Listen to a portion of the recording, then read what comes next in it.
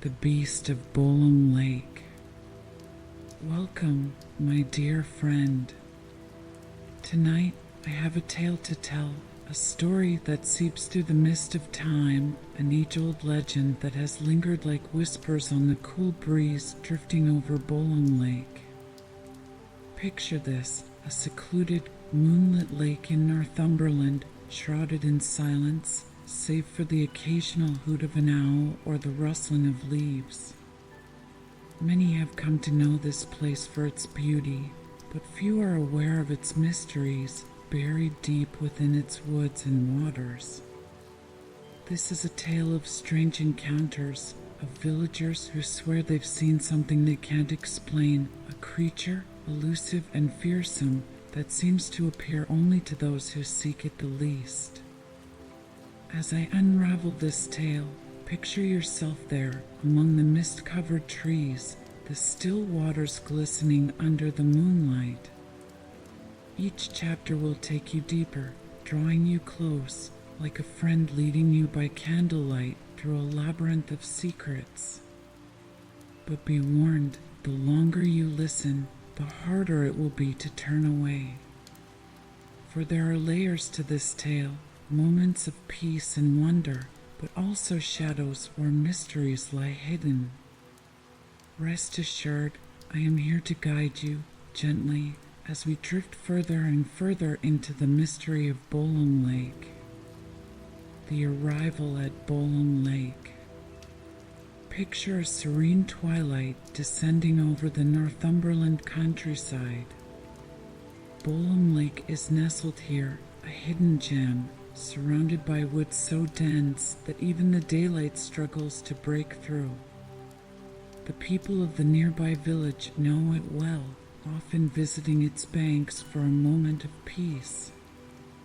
But among them are those who would whisper strange tales in the dimly lit pubs, tales that keep even the boldest of men away from its shores at night. Tonight, we meet Edward, a retired historian who has traveled far and wide, seeking to uncover the truth behind every legend and fable he's encountered. His friends often tease him, calling him a ghost hunter, though he himself doesn't believe in spirits or monsters. Edward has rented a cottage near the lake for the summer, his curiosity piqued by rumors of a mysterious creature seen lurking in the shadows. He carries with him an assortment of books and journals filled with notes on cryptids and folklore. To him, Bolam Lake is a perfect retreat, a place to rest his tired soul and perhaps uncover a mystery or two. Little does he know, the mysteries here are not so easily uncovered. As Edward stares out from his cottage window that evening, he feels a strange chill, something in the air that he can't quite name. But for now, he brushes it off and decides to explore the lake under the moonlight, his notebook in hand, his mind brimming with questions. The first sightings. It is a quiet, peaceful night as Edward strolls along the lake's edge. The water is as still as a mirror, reflecting the silvery light of the full moon. He notices the soft sounds of nature, the occasional rustle of leaves, the distant hoot of an owl. But then, just as he reaches a particularly dense patch of trees, he feels a sudden chill. The air around him seems to thicken, and a silence so complete settles over him that he can hear his own heartbeat. He strains his eyes, peering into the shadows, and there, by the water's edge, he catches a glimpse of something. Something large, hunched, and dark. It's gone in an instant, vanishing into the woods as quickly as it appeared. Edward's pulse quickens. He tells himself it was probably a deer or perhaps a stray dog. Yet he can't shake the feeling that what he saw was neither. The figure's outline was strange, almost human, but not quite. It's as though it had melted into the shadows, leaving only a lingering sense of unease behind. As he makes his way back to the cottage, he can't help but glance over his shoulder, half expecting to see those shadowed eyes watching him from the trees. The village secrets. The next morning, Edward decides to visit the village pub, a cozy, dimly lit place filled with the smell of old wood and the sound of quiet murmurs.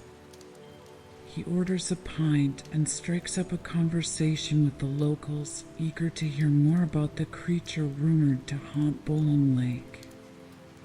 He mentions his late-night stroll and his peculiar sighting, hoping someone might have an explanation. The villagers exchange glances, shifting uncomfortably in their seats.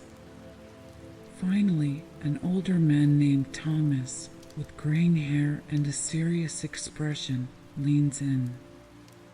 "You're not the first to see something by the lake," he whispers. "We call it the Beast of Bolam. Some say it's a spirit, others think it's a creature not of this world. It's been seen by a few over the years, always at night, always near the water. My father claimed he saw it once, said it had eyes like embers and moved like a shadow." Thomas shakes his head, his voice lowering. "Some things are best left alone, lad. I'd keep away from the lake at night if I were you." Intrigued, Edward presses for more details, but Thomas falls silent, unwilling to say more. The other villagers mutter amongst themselves, casting furtive glances his way. As he leaves the pub, Edward feels a mixture of excitement and dread. Whatever this creature is, it has stirred the fear of an entire village, and that only fuels his determination to discover the truth. The strange sound of footsteps. Over the next few nights, Edward continues his explorations, taking careful notes of his surroundings and listening intently for any signs of the creature. On the fourth night, just as he's about to return to the cottage, he hears it, a faint sound, almost like footsteps echoing across the water.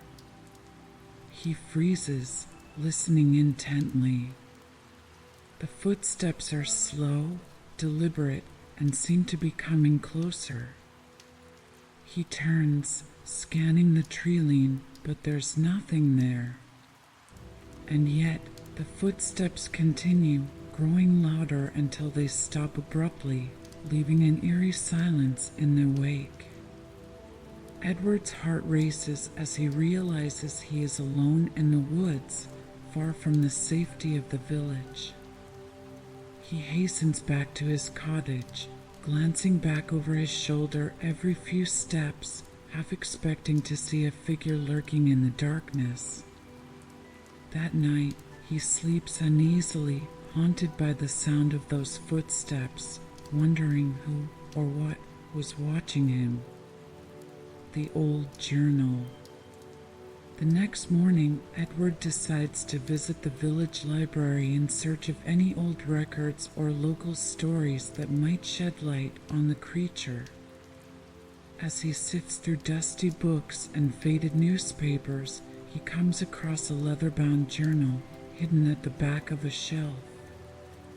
The journal is old, its pages yellowed with age, and it appears to be a personal diary from a man named William Harrow, farmer who lived near Bolam Lake over a century ago.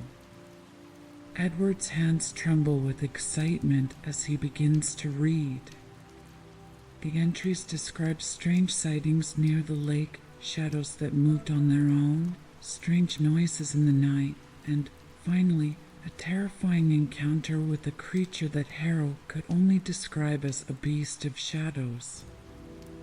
Harrow's words are filled with fear, and his final entry mentions his decision to leave the area, fearing for his life. Edward can hardly believe his luck. This journal is a treasure trove, a first-hand account of the very creature he seeks to understand. But as he reads, he feels a growing sense of dread, as though the Beast of Bolam is watching him, waiting for him to get too close to the truth. A whisper in the night. As Edward settles into bed that night, exhausted but exhilarated by his discovery, he hears a faint whisper. It is soft, almost like a breeze rustling through the trees, but there are words, faint and unintelligible. He strains to hear, his heart pounding as he realizes the whisper is coming from outside his window. Gathering his courage, he steps toward the window and peers out into the night. The lake is visible in the distance, its surface calm and still, but he can see a figure standing by the water's edge, a shadowy figure that seems to flicker in and out of existence. The whisper grows louder, and he realizes it is calling his name. Edward's skin prickles with fear, but he cannot look away. He watches, transfixed, as the figure vanishes into the mist, leaving only silence behind. That night, he dreams of the creature, its shadowy form lurking just beyond his reach, watching him with eyes that burn like embers. The line between reality and nightmare begins to blur, and he wonders if he is truly safe even in his own home. The old woman's warning. The morning sun filters through Edward's window, but he feels no warmth. Haunted by the events of the night before, he decides to return to the village, hoping for answers. As he makes his way down the narrow, winding streets, he notices a figure he hadn't seen before, a hunched, elderly woman wrapped in a thick shawl, watching him intently from her porch. Her face is weathered, her eyes a piercing blue that seem to see right through him. Without a word, she beckons him closer. "You've seen it, haven't you?" she says in a voice that is barely a whisper. Edward nods, feeling an eerie chill.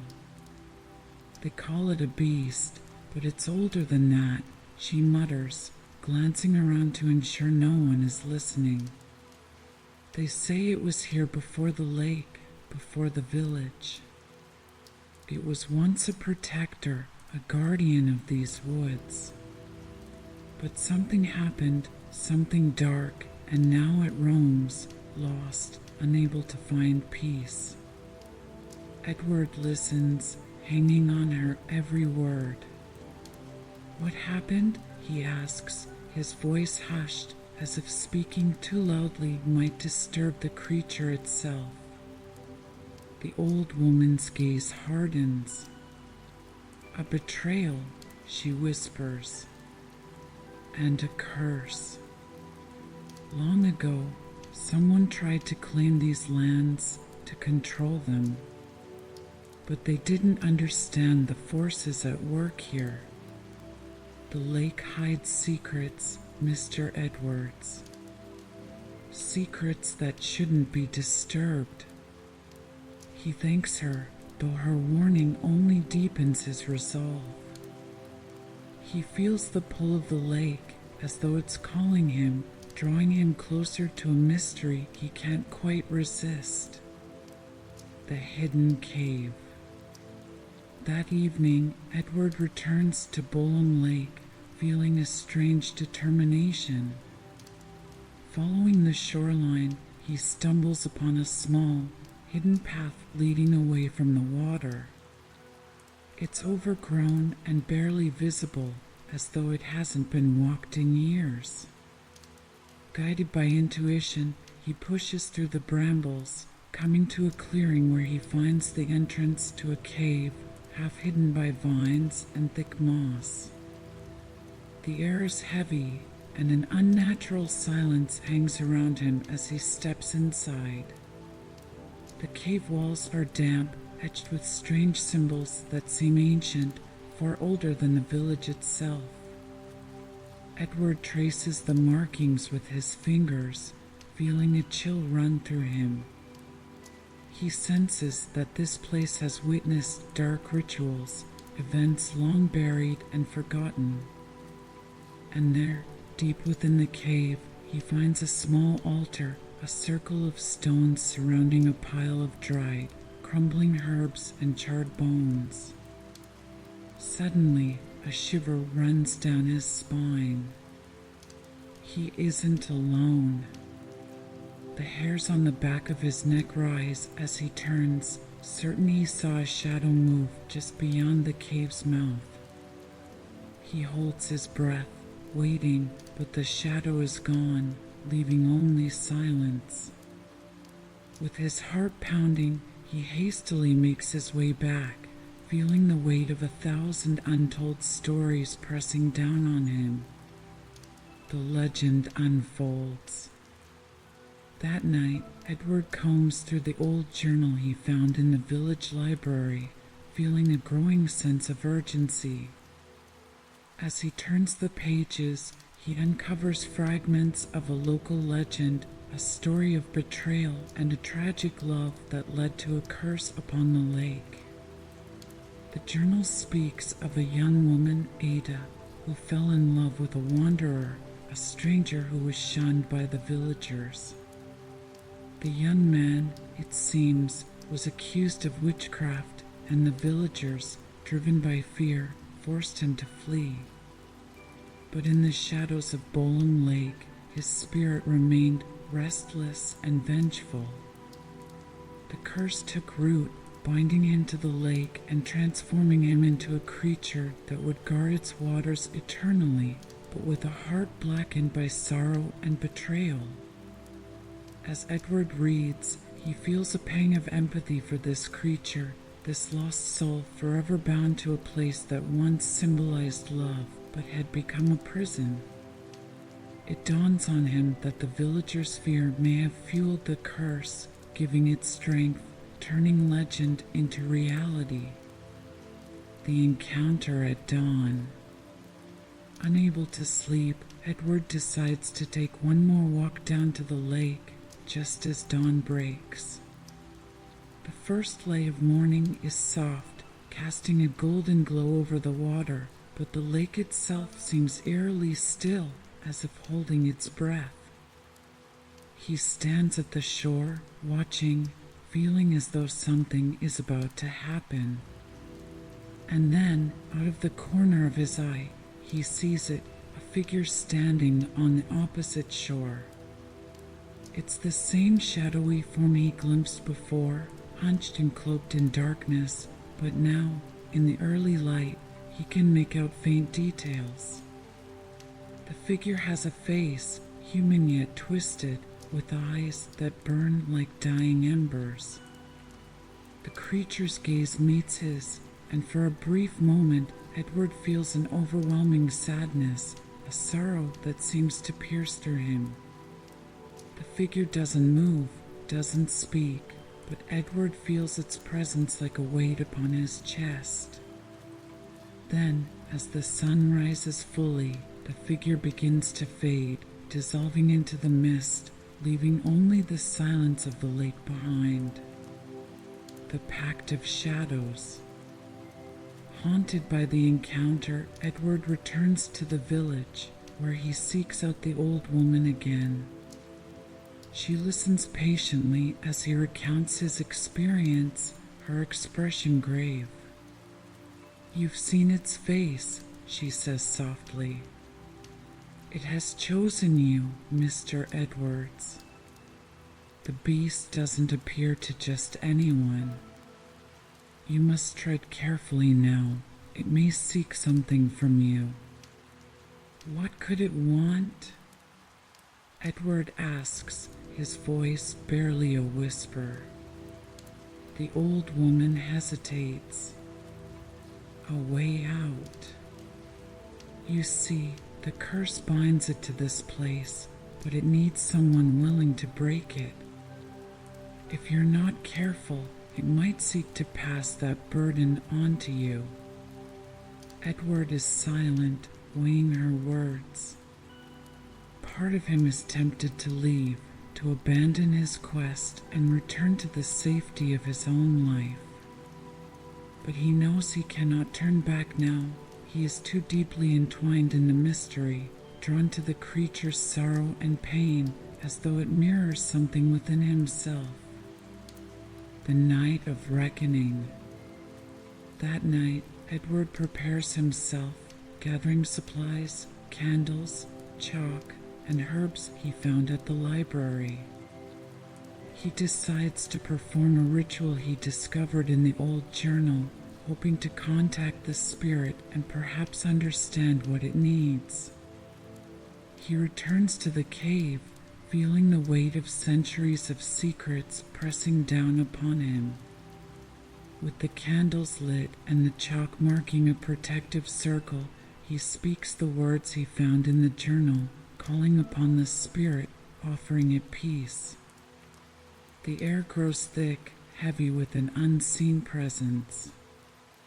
And then he feels it, a cold breath on the back of his neck, a whisper that fills his mind with images. He sees flashes of Ada, her face filled with terror, her love torn from her, a betrayal that haunts her even now.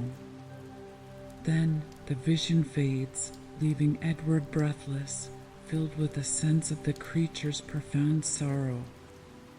He realizes that the curse may not only bind the beast, but also Ada's spirit, each trapped in a cycle of suffering, bound to the lake and to each other by their lost love. The forgotten grave. After his encounter in the cave, Edward is more determined than ever to break the curse that binds the beast and Ada's spirit to Bolam Lake. Following a new clue from the journal, he begins searching the village graveyard. Among the crumbling tombstones, half buried and covered in ivy, he finds a nameless grave with a single word carved into it, beloved. There are no dates or names, only the faint outline of a broken heart carved into the stone. Edward feels a shiver. This is Ada's resting place. As he kneels by the grave, a profound sense of sadness envelopes him, as though he's connected to Ada's soul. He realizes that the grave holds part of the curse's power, a symbol of the love that was lost, a reminder of the betrayal that still binds her. Placing a hand on the cold stone, he whispers, "I will set you free." For the first time, he feels a warmth radiate from the stone, a fleeting but unmistakable sensation, as if Ada's spirit has acknowledged his promise. He leaves the graveyard with a renewed sense of purpose, determined to find a way to lay her spirit to rest. The keeper of secrets.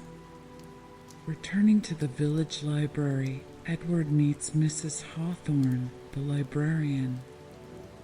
A wise, reserved woman with a gaze as sharp as her knowledge, Mrs. Hawthorne has spent her life preserving the village's history. Edward confides in her, hoping she may know more about the legends of Bolam Lake. She listens intently, then sighs. "You're not the first to seek answers about the lake," she says. "Many have tried, but none have succeeded.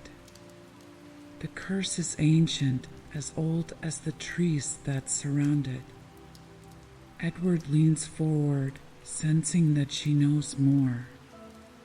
Why did they curse him? And who was he? She hesitates, her fingers tracing an old scar along her wrist. "He was an outsider," she finally says. "A wanderer, yes, but also a healer, a man with knowledge of herbs and remedies that frightened the villagers. Ada fell in love with him despite their warnings, and he promised her a life beyond this place. But jealousy and fear intervened. Mrs. Hawthorne's gaze drifts to the window, lost in thought. They drove him away, claimed he was a danger to the village. Some even say they killed him. She lowers her voice as if afraid the lake itself might hear. Since then, he has haunted these woods, transformed by rage and sorrow, bound to the waters he once cherished. A visit from the past. Edward is haunted by Mrs. Hawthorne's words, realizing that the creature's rage might be rooted in a betrayal that goes deeper than he first imagined. As he wanders back to his cottage, he is startled to see a figure standing by his door. It's the old woman from the village, the one who warned him on his first day. Her eyes are piercing, her expression grim. "You're meddling with forces beyond your control," she says, her voice barely a whisper. The lake has a hold on those who try to unravel its secrets. Leave while you still can. Edward hesitates, feeling a mix of fear and curiosity. "I can't," he replies. "I need to help them to break the curse." The old woman's gaze softens, and for a moment he sees a flicker of sadness in her eyes. "Then may you have the strength to face what lies ahead," she whispers, turning and disappearing into the mist. Edward stands alone, the weight of her words pressing down on him, yet his resolve only strengthens. The lake's whisper. That night, Edward returns to the shore of Bolam Lake, feeling the pull of the water as though it calls to him, urging him to dive in and uncover its secrets. The lake is eerily still, the moon casting a ghostly glow over its surface. He closes his eyes, focusing on the faint sounds around him, the gentle lap of water, the rustling of leaves, the distant call of a night owl. Then, just barely audible, he hears a whisper, a soft, mournful voice calling his name. His eyes snap open, but there's no one around. The voice continues, growing louder, filling his mind with images of the past: Ada, the young man, the villagers casting stones, the lake absorbing their pain. He stumbles back, breathless, realizing the lake itself holds the memories of all who have suffered by its shores. Each ripple, each breeze, carries a fragment of the past, a piece of the story he is determined to understand. A meeting in the mist. The next morning, Edward encounters a man in the village pub, a wanderer like himself, with a face weathered by years of travel. The man introduces himself as Henry, claiming to have once lived near Bolam Lake. "I left because of the beast," he confesses over a pint. "But not because it terrified me. No, I left because it called to me, pulled at my very soul. I would wake up each night, dreaming of the lake, feeling its sadness and rage. I knew I had to leave, or I'd lose myself to it." Edward listens, captivated. "Did you ever see it?" Henry nods, his gaze distant. "Yes. And once you've seen it, it stays with you. It's not just a creature, it's a force, a spirit of the land itself. It wants something from us, something it can't let go of. And if you stay long enough, it'll try to make you part of it, too. Edward feels a chill. He realizes that his connection to the beast is deeper than mere curiosity. It's as if he's been chosen, pulled into the lake's web, unable to break free even if he wanted to. The ritual of release. Determined to free the souls bound to Bolam Lake, Edward prepares for a ritual he's found described in the old journal. It's risky, requiring him to commune directly with the beast, to confront its rage and sorrow head-on. He gathers the necessary items, candles, sage, and a vial of lake water, and heads to the shore at midnight, feeling the weight of the night around him. He lights the candles, forming a circle around himself, and begins the incantation, his voice steady despite the growing fear in his chest. The lake responds, the water churning, the air thickening. Shadows rise from the depths, swirling around him, and he feels the presence of the beast, its sorrow and rage pressing down on him like a physical force. In a desperate plea, he calls out to it, "I know your pain. I know what they took from you, but holding on to this sorrow only binds you further. Let me help you find peace." For a moment, the air is silent, and Edward feels a flicker of hope. But then the beast's rage returns, filling his mind with images of betrayal, of love lost, of the villagers casting him away, turning their backs on him and Ada. Edward realizes that the creature's pain is too deep, too embedded in the lake itself.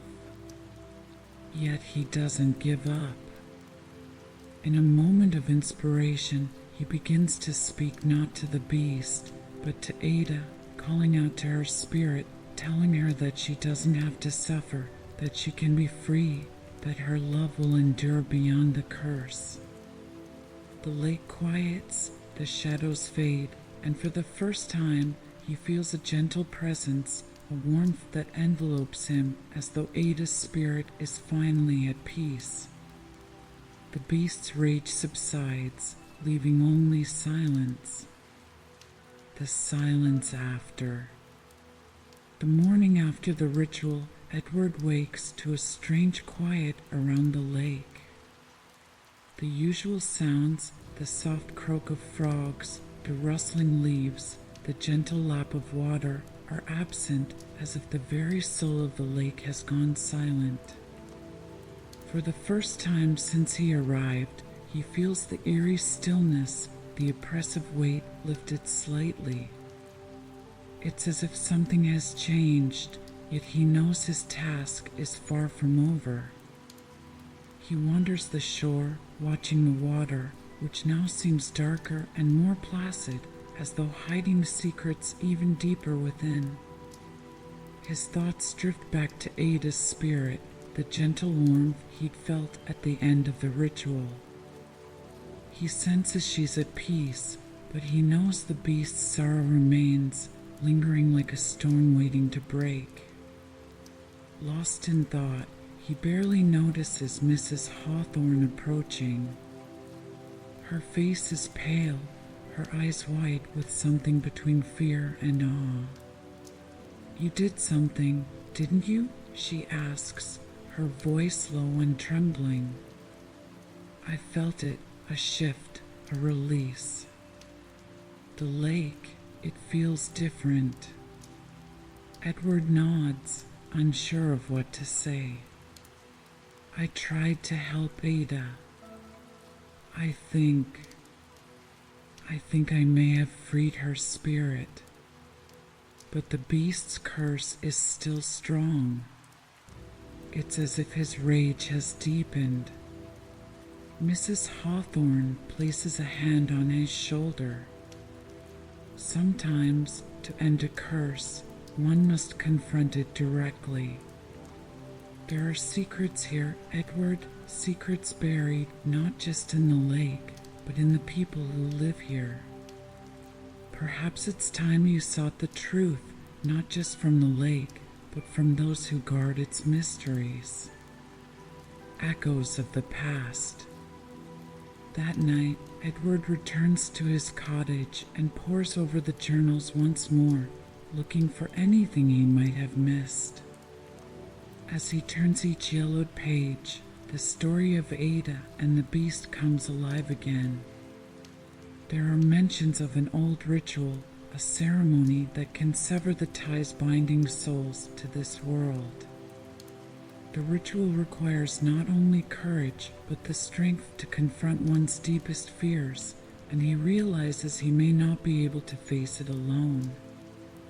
As dawn breaks, he heads back to the village to speak with Mrs. Hawthorne, hoping she knows more about the ritual. On his way, he encounters Henry, the man he'd met in the pub. Henry, too, seems different, a haunted look in his eyes as he stops Edward. Last night, I felt something, Henry begins, his voice low.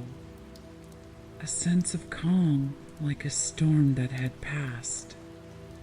Whatever you did, it stirred up the lake's spirits. Be careful, Edward. Sometimes peace can only be bought with a sacrifice.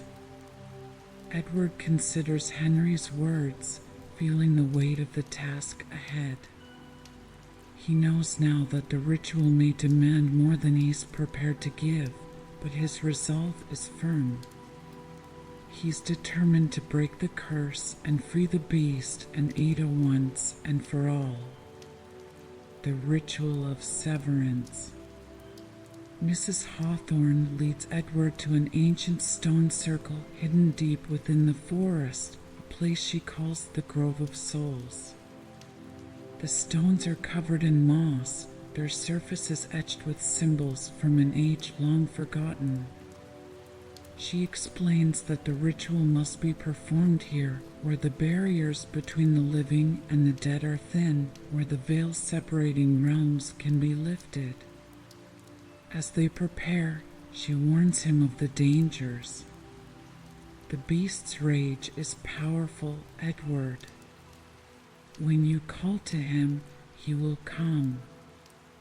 He may appear as he once was, but remember, he's bound by his sorrow, his anger. He may not remember who he once was. Edward nods, understanding that he must face not only the beast's fury, but also the full weight of his own fears. As night falls, they light candles around the circle and begin the incantation, calling to the beast, summoning him from the depths of Bolam Lake.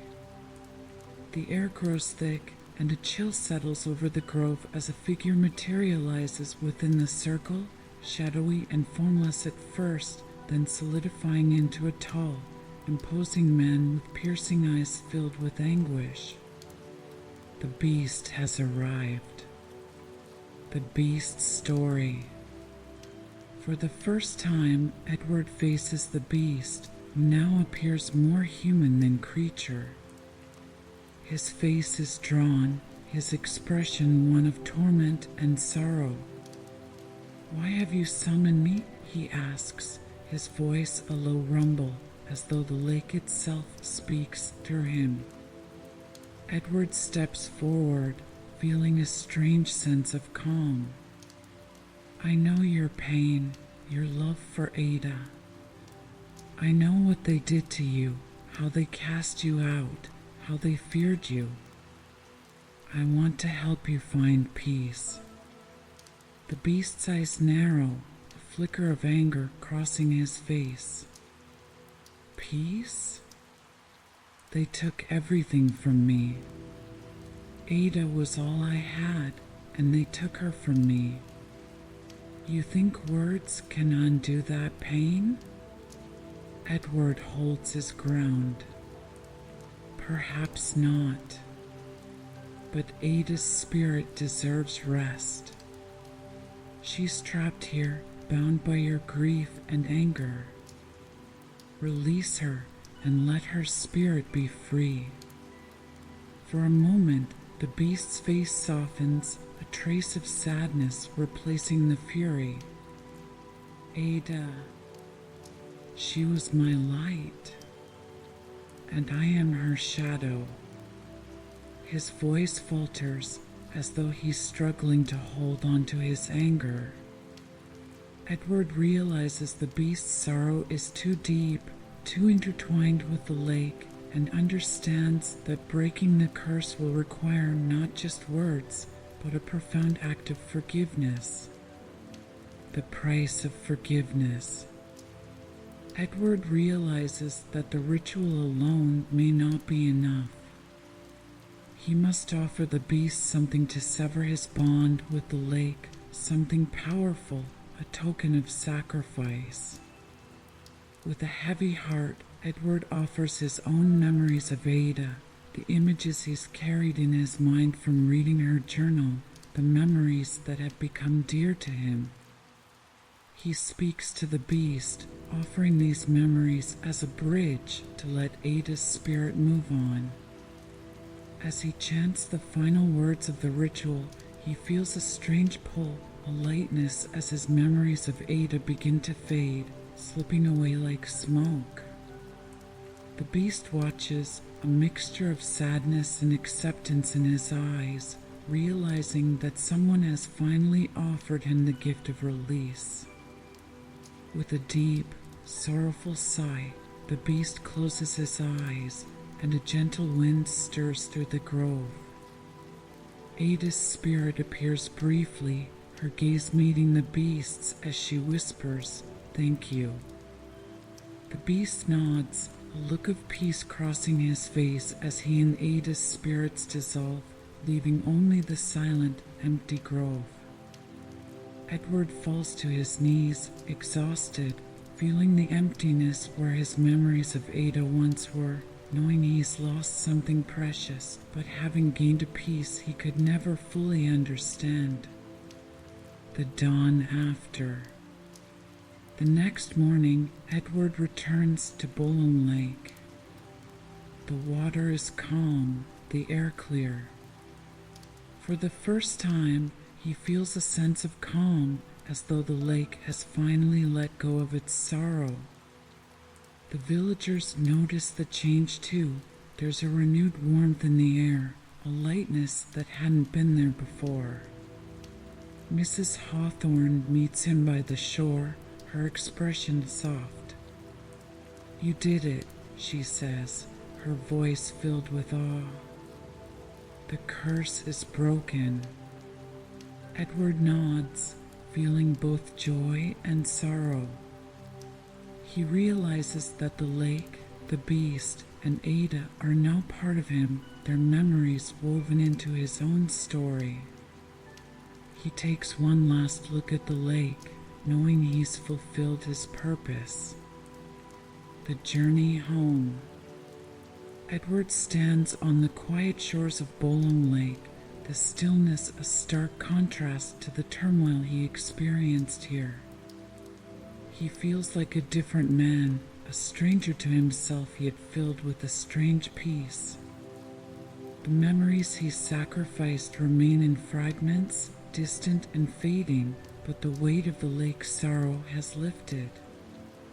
He turns away from the water for the last time, his heart both heavy and light.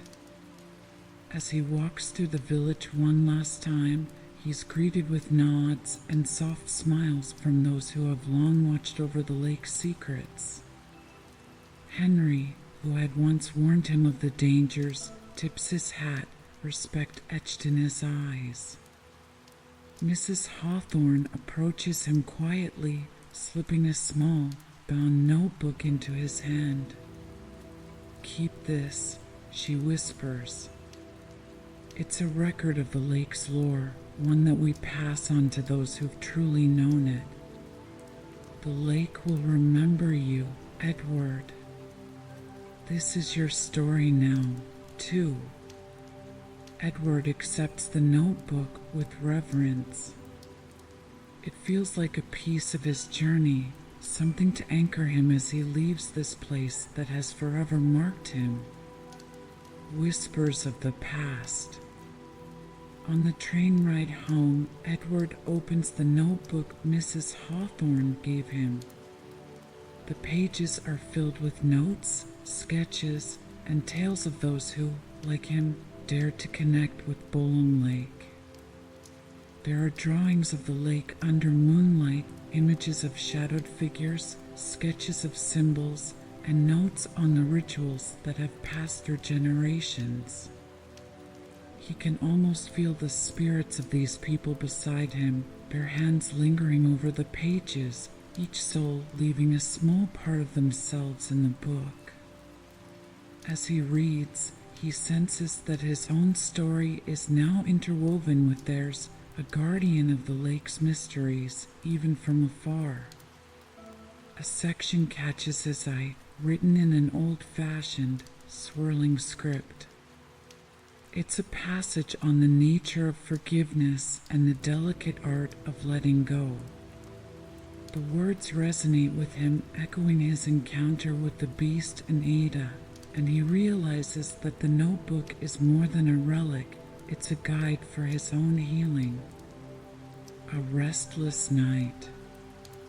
That night, Edward finds it hard to sleep. The quiet hum of the city feels foreign after the haunting silence of the lake. He's haunted by echoes of his time in Bolam, flashes of the beast's sorrow, Ada's gentle smile, the shadows cast by the candlelight in the grove. Each image lingers, filling him with a deep yearning to return, despite knowing he's done all he can. He picks up the notebook again, thumbing through the pages. One passage, written by a former guardian, catches his eye. To know the lake is to carry its sorrow. To leave the lake is to find peace. He takes a deep breath, letting the words sink in. There's a bittersweet comfort in knowing that he's a part of the lake's legacy, and that legacy is now part of him. An unexpected visit. Days pass, and Edward tries to settle back into his old life. One evening, there's a knock at his door, a visitor he didn't expect, Mrs. Hawthorne. She holds a letter, her eyes filled with warmth and understanding. "I thought you might want this," she says, handing him the envelope. "It's a message from Henry. He wanted you to have it, just in case you needed a reminder of the peace you helped bring to the lake." The letter is simple, yet profound. Henry writes of the newfound peace in the village, the quiet calm that has spread over Bolam Lake since Edward's departure. He describes how the villagers, who had lived in fear for so long, have begun to enjoy the lake once more, unafraid of its waters or its mysteries. Edward feels a wave of relief, as if the lake's peace has finally settled within him, too. Mrs. Hawthorne takes a seat, and they talk late into the night, reminiscing about the spirits of Bolam, the stories, the rituals, and their strange, beautiful power. As they talk, Edward feels a sense of closure, as though he's finally said goodbye to something he wasn't sure he could let go of. The healing begins. Over the following weeks, Edward finds himself returning to writing. Inspired by his experiences, he pens stories of Bolam Lake, weaving together tales of myth and memory, legend and truth. The beast and Ada become characters in his work, their love and tragedy captured in his prose. As he writes, he finds himself pouring his own memories into the stories, as if giving them a life beyond his own. he publishes a short collection, The Shadows of Bolam, which garners quiet but dedicated attention from readers who sense something otherworldly in the words. To them, it's a ghost story, a legend, but to Edward, it's a piece of his soul, a gift from the lake he once called home. One night, he receives a letter from a reader. "Your stories bring peace to those of us who know sorrow," it says. Edward smiles, feeling the lake's touch in the words. He realizes his journey is far from over. It has merely transformed. Full circle. Years pass, and Edward grows older. His life has taken on a quiet rhythm marked by memories and stories, the lake a distant but ever-present echo. One crisp autumn day, he decides to visit Bolam Lake one last time. As he approaches, the familiar scent of the woods fills him with nostalgia. The lake is, as he remembers, calm and serene, a mirror of the skies above. Standing by the water's edge, he closes his eyes, feeling Ada's warmth and the beast's silent presence around him. He smiles, his heart lighter than it has ever been. The lake, once a source of sorrow, has become a place of peace, a reflection of his own journey, one of healing, forgiveness, and quiet understanding. As he turns to leave, a gentle breeze stirs, and he feels as though a hand is guiding him, a final farewell from those who had touched his soul. With one last glance, he whispers, "Thank you," and walks away, knowing he will carry the lake's memory forever.